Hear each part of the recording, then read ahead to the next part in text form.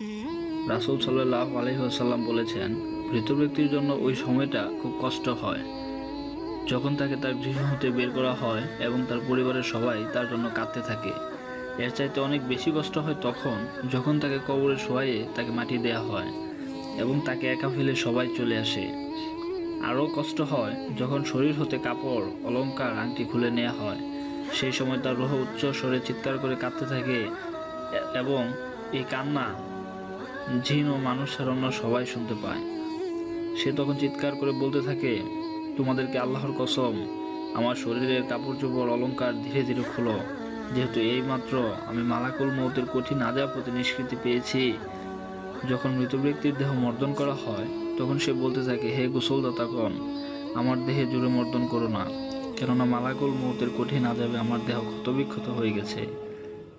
যখন মৃতকে কাফন পরানো হয় তখন মৃতদেহ বলতে থাকে, হে কাফনদাতাগণ, আমাকে এত তাড়াতাড়ি কাফন পরাইও না, আমার স্ত্রী, সন্তান, আত্মীয় স্বজন, বন্ধু বান্ধবদেরকে শেষবারের মতো দেখার সুযোগ করে দাও। তাদের সাথে ইহাই আমার শেষ দেখা। কিয়ামতের আগে আর তাদের সাথে আমার দেখা হবে না। যখন মৃত ব্যক্তিকে তার বাড়ি থেকে কবরস্থানে নিয়ে যাওয়া হয় তখন সে বলতে থাকে, হে আমার আত্মীয় স্বজন, তোমাদেরকে আল্লাহর কসম, এত তাড়াতাড়ি আমাকে কবরস্থানে নিয়ে যেও না। আমার বাড়ি ঘর, স্ত্রী, কন্যার সবার কাছ থেকে বিদায় লওয়ার জন্য একটু সুযোগ করে দাও।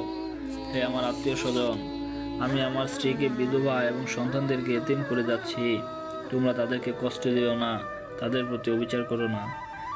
আমি এখন সবকিছু ছেড়ে চলে যাচ্ছি, আর কখনো ফিরে আসবো না, তোমরা তাড়াতাড়ি করো না, আমাকে সবার কাছ থেকে বিদায় লওয়ার জন্য একটু সুযোগ দাও। মৃত ব্যক্তিকে গুরুস্থানের দিকে নিয়ে যাওয়া হয় তখন সে বলতে থাকে, আমার বংশধরগণ, হে আমার আত্মীয় স্বজন, হে আমার প্রতিবেশী, তোমরা যেন আমার প্রতি দুনিয়ায় মায়ে পড়ে আরাম আয়েশের আখিরাতের কথা ভুলে যেও না।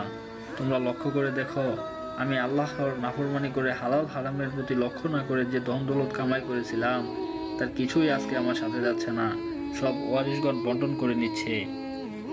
আমার সাথে যাচ্ছে শুধু আমার পাপ রাশি। যাদের জন্য আমি পাপ করেছিলাম তারা বিন্দুমাত্র পাপের ভাগ নিচ্ছে না। যখন জানাজার নামাজ শেষে কিছু লোক চলে যেতে থাকে তখন মৃত ব্যক্তি বলতে থাকে, হে বন্ধুগণ, তোমাদের সাথে আমার কত ভালোবাসা ছিল, এখন কেমন করে আমাকে ছেড়ে চলে যাচ্ছ? দাফনের কাজ শেষ করে আমার জন্য একটু দোয়া করে যাও। হে বন্ধুগণ, সত্যি তোমাদের কাছে আজ আমি এতই প্রিয় হয়ে গেছি, কিন্তু এমন এক সময় ছিল তোমরা আমাকে না দেখে একদিনও থাকতে পারতে না।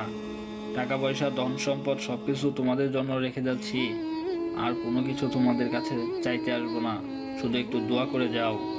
টাকা পয়সা সবকিছু আমি রেখে যাচ্ছি, ভোগবিলাসে মুক্ত হইও না, আমার জন্য কিছু দান সৎকার করিও, দোয়া কালাম পড়িও, আমার রূহের উপর বকশিশ দিও। মনে রেখো, আমার মতো তোমাদেরকেও একদিন চলে যেতে হবে। হে আল্লাহ, আমাদের সবাইকে তুমি মাফ করে দাও, বেশি বেশি নেক আমল করার তৌফিক দান করো। আমিন।